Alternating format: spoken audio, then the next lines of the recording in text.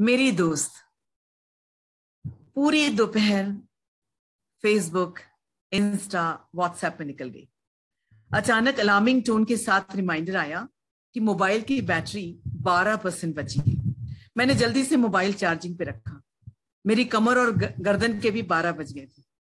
AC on किया, एक extra cushion गर्दन के नीचे रखा और आंख बंद करके लेट गई। खुद को भी तो रिचार्ज करना था। थोड़ी देर हुई होगी कि लगा कि जैसे मेरे सामने वाले काउच पे कोई बैठा है। वो अचानक ऐसे ही बिना बताए टपक पड़ती है। अक्सर मैं उसे इग्नोर कर देती हूँ, लेकिन आज तो जैसे मैं पकड़ में आ गई थी। बड़ी अजीब सी नजरों से देख रही थी मुझे। कौन हो तुम? उसने उसी लहजे में कहा। तुम्हारी उम्र। जानबूझकर अनजान बनने की कला में निपुण हो तुम।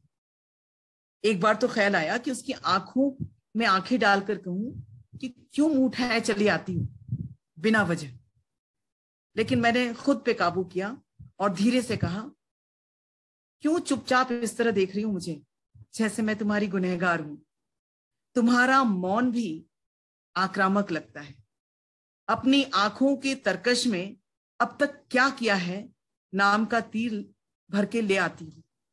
ये सवाल कम और इल्जाम ज्यादा लगता है। पता नहीं क्यों तुम बिना वजह मुझे अवॉइड करती हो। मैं तो शुभचिंतक हूं तुम्हारी। चलो आज तुम्हें अपनी दोस्त समझ के अपनी बात कहने का मौका देती। निकाल लो अपने मन की जितनी भी भड़ास है। आज उम्र का चेहरा पहली बार गौर से देखा। डर का अस्तित्व तब तक है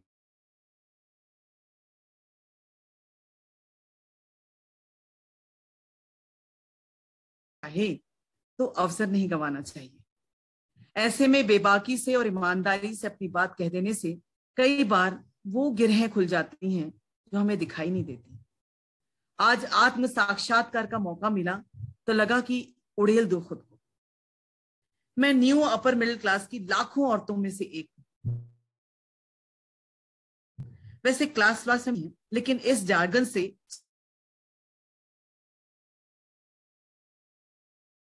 सोशल इमेज का अंदाज स्मार्ट हूं। पूरी दुनिया की अवेयरनेस है मुझे। यदि करियर पे फोकस किया होता तो एक सक्सेसफुल प्रोफेशनल होती। जीवन के हर मोड़ पर उस वक्त जो उचित लगा वो किया मैंने।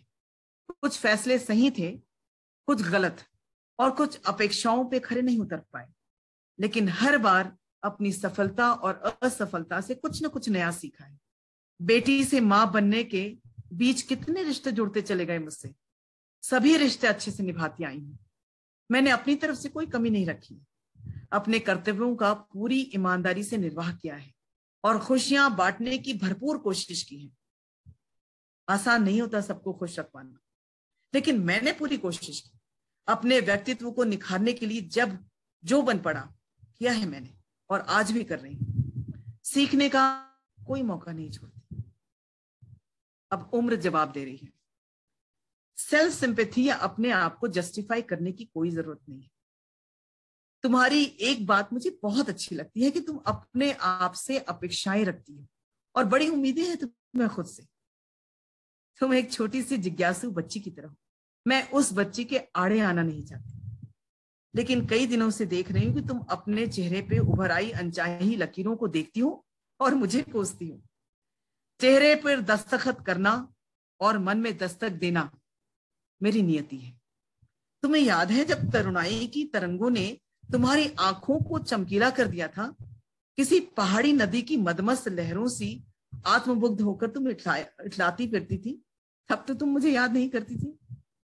अपने मन के कोने में झांक के देखो। ढेरों गिफ्ट पैक रखे मैंने तुम्हारे लिए। अनुभवों के अनमोल मोतियों की मालाएं पिरो रखी उनके भीतर। ये वही मोती हैं जो हमने साथ साथ चुने थे। कितनी मेहनत और लगन से मिले हैं ये। इसे न कोई चुरा सकता है और न ही कॉपी कर सकता है। कब खोलोगे इन्हें? लगा कि जैसे किसी ने नींद से जगा दिया हो मुझे। मैं तो अपने ही चुप में थी अब तक। वो चुपके से बार बार आती थी एक सहेली की तरह और पीछे से आंख बंद कर देती थी, लेकिन मैं हाथ छुड़ाकर उसे पहचानते हुए भी न पहचानने का नाटक करती। लेकिन वो मेरी सच्ची दोस्त है। आज भी वो चुपके से आई है मेरी आंख भींचने के लिए, और इस बात से महसूस होता है कि वो भींचने के लिए नहीं आई है, खोलने के लिए आई है। बाप रे, बहुत से बकाए काम है जिन्हें नजरअंदाज किए जा रही हूं मैं। बहुत देर तो नहीं हो गई ना? अचानक डर सा लगने लगता है। कितने काम है, अपनी प्रायोरिटी को आज सेट नहीं करूंगी तो कब करूंगी, कब सीखूंगी? फिर किस सोच में पड़ गई हो तुम? उसने स्नेह से मेरे दोनों कंधों को अपनी तरफ करके मेरी आंखों में झांका। मैं रोक नहीं पाई अपने आप, आंखों से आंसू निकल आए। माफ कर दो मुझे, मैं अब तक तुम्हें गलत समझ रही थी, तुम्हारी कद्र करने का सलीका नहीं सीख पाई। बहुत कुछ करना बाकी है अभी, लेकिन समझ नहीं आ रहा है कि कहां से शुरू करूं। वो करुणा और प्रेम से मेरी तरफ देख रही थी। एक अजीब से डर ने मुझे अंदर से झंझोर दिया। तुम मेरा साथ तो नहीं छोड़ दोगी ना? अरे देखो, अभी तो यही हूं तुम्हारे सामने, तुम्हारे पास, तुम्हारे साथ, तुम्हारी दोस्त हूं और ऑडिटर भी। आती रहूंगी रिमाइंड करवाने के लिए कि क्या होना था, क्या हुआ है और अभी क्या बाकी है। बहुत उम्मीदें हैं मुझे तुमसे, अभी भी तुम्हें इस दुनिया को बहुत कुछ देना है। जिस जगह जाओगी लगेगा तुम्हें कि तुम्हारा कोई रास्ता देख रहा है। उठो, देखो तो सही, कितना कुछ करने को है। उदास आंखों में सपने भरो, बंद होठों को मुस्कुराना सिखाओ, किसी रोते हुए को गले लगाओ, एक नन्हा पौधा लगाओ, कोई गीत गाओ, किसी के धुन पे पांव उठे तो रोको मत अपने आप। कोरे कागज में अपने मन के सतरंगी आसमान को उकेरो, कोई कविता लिखो, कहानी कहो। खुशियां भीतर ही हैं, जरा सा गुदगुदाओ इनको तो खिलखिलाती हुई बाहर आ जाएंगी, अपने आसपास बिखर जाएंगी। फैलाओ अपना आंचल और बांटना और बटोरना शुरू कर दो। अचानक आंख खुली, मन की बैटरी का चार्ज भी फुल हो गया। आज मैंने अपने आप को एक वचन दिया है कि उम्र चाहे कम पड़ जाए, लेकिन मैं उम्र को कम नहीं पड़ूंगी। आज मैंने वचन दिया।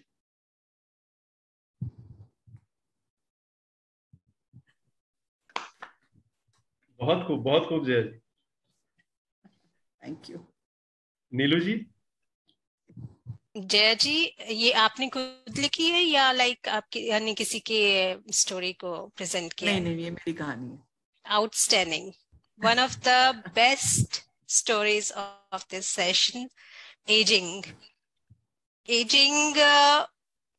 हम मिरर में हमेशा यंग दिखना चाहते हैं और हम सोचते हैं कि अभी बहुत टाइम बचा है हमारे पास, और हम ये भी हम एक ओपिनियन रखते हैं कि लिव इन प्रेजेंट, और पास्ट जो निकल गया या फ्यूचर में क्या होना है। तो हम एज हमें बताती है कि आपने पास्ट में आप कितना कुछ कर सकते थे जो आपने नहीं किया, और अब आधी उम्र निकल गई है और जो बची है उसमें आप कितना कुछ कर सकते हैं। तो हमें जो है डिसिप्लिन्ड होकर अपने टाइम को लाइक मॉनिटर करना है कि आज का दिन हम कैसे फ्रूटफुल बनाएं, और सारी उम्र हम लाइक अपने लिए ही बटोरते रहते हैं, तो हम बांटना भी सीखें, लाइक सोसाइटी के लिए कुछ करना सीखें। और wonderful story and narration. I just loved it. Thank you so much. रश्मि? मुझे एक क्वेश्चन पूछना था इनसे, वो नीलू जी ने पूछ लिया। Like in between Jaya ji, she was giving this eye contact ना throughout reading. In between जब आप जो आई कांटेक्ट देके डायरेक्टली हमसे बात कर रहे थे ना, those portions were like it's like hitting us, वैसा एक फीलिंग हुआ मुझे। And you know that was the strength of your story, and therefore I would say तभी मुझे लगा कि I wanted to ask you this question, is this written by you करके, बिकॉज स्पेशली दोस पोर्शंस में I could feel you speaking directly from your heart, from where that story came. So मुझे एक suggestion, I really love, Neelu just told everything whatever, because aging is, I have never thought of a theme like this. Talking to oneself, talking to my own past, ये मैंने कभी सोचा नहीं था. तो when I saw that glimpse, you directly giving their eye contact, और हमसे directly आप बात कर रहे हो, in cases, in certain places you are giving that smile, some places you are giving grin दे रहे थे आप, ऐसा wicked smile types.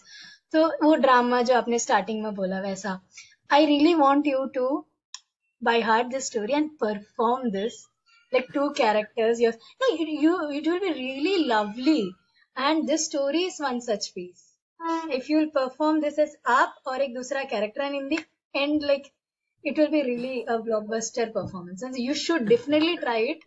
This is your story, and आपसे बेहतर कौन इसे present कर सकता है? I agree to this. Thank you. Writer. Thank you so much. Thank you. Anjali,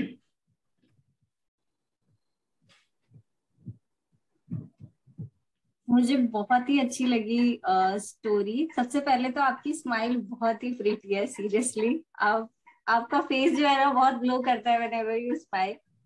thank you. खुद से खुद की बात की जो सफर है ना वो हम लोगों ने देखा। एंड रिसेंटली अभी क्या है ना, कोरोना के का जो समय रहा है उसमें हमने सभी ने किसी ना किसी को जानते हैं जिसमें हमने किसी ना किसी को खोया है। सो मेरा भी एक कजिन था, so he died, he was my age. तो क्या हुआ ना, जो आपकी पोइट्री स्टोरी थी उसके दौरान मुझे ऐसा लगा ये कुछ बातें हैं, जब मैंने उसके देहांत के बारे में सुना तो वो मैंने भी थोड़ी सी करी थी। मतलब मुझे ये वाला रियलाइजेशन हो रहा था कि यार हमको नहीं पता हमारी कितनी एज है, एंड हम लोग ना सब सोच रहे हैं कि हम इतना जिएंगे तो हम ये करेंगे, फिर ये करेंगे, फिर ये करेंगे, और हर बार कुछ छूटेगा और वो छूटता ही है। सो नाउ अभी मैं जब डिसीजंस लेती हूँ अपने लाइफ के, तो मैं ऐसे ही सोच के लेती हूँ कि अभी का वक्त है जो है। तो आपकी जो स्टोरी थी वो काफी आई ओपनिंग थी और मैं काफी रिलेट कर पाई काफी कुछ मेरी लाइफ से उसमें। Thank you. राकेश जी। जया जी की स्टोरी और नरेशन इतना शानदार था। ये फैक्ट है कि जब हम एजिंग हमारी बढ़ती है, जब एज बढ़ जाती है और जब हम अपने आप को शीशे में देखते हैं तो कई बार घबरा जाते हैं, कई बार चिंतित हो जाते हैं कि क्या हो रहा है, क्या लाइफ खत्म हो रही है, क्या अब कुछ बचा नहीं हमारे पास करने के लिए। मैं खुद 66 इयर्स का हूँ, कई बार ये फीलिंग आती है और आई एम श्योर मेरी एज के या मुझसे जो ज्यादा एज के हैं सभी को ये विचार आता होगा कि क्या सब कुछ खत्म होने वाला है, क्या जो कुछ हम इतने एक्टिव थे लाइफ में, अपनी प्रोफेशनल लाइफ में, क्या वो एरा खत्म हो चुका है। अब कोई पैसा कमाने का टारगेट नहीं है, कोई लाइफ की एम्बिशन, कोई पोजीशन पहुंचने का टारगेट नहीं है। लेकिन आपकी कहानी ने, जो उम्र ने जो बातें बताई हैं आपको, कैरेक्टर को, वो बहुत शानदार थी कि बहुत कुछ किया जा सकता है, अभी सब कुछ खत्म नहीं हुआ है, हम बहुत कुछ कर सकते हैं, सोसाइटी को कुछ दे सकते हैं, हम कविता लिख सकते हैं, कहानी लिख सकते हैं, गाना सुन सकते हैं, बहुत कुछ कर सकते हैं। वही हम लोग शायद कर भी रहे हैं इस वक्त।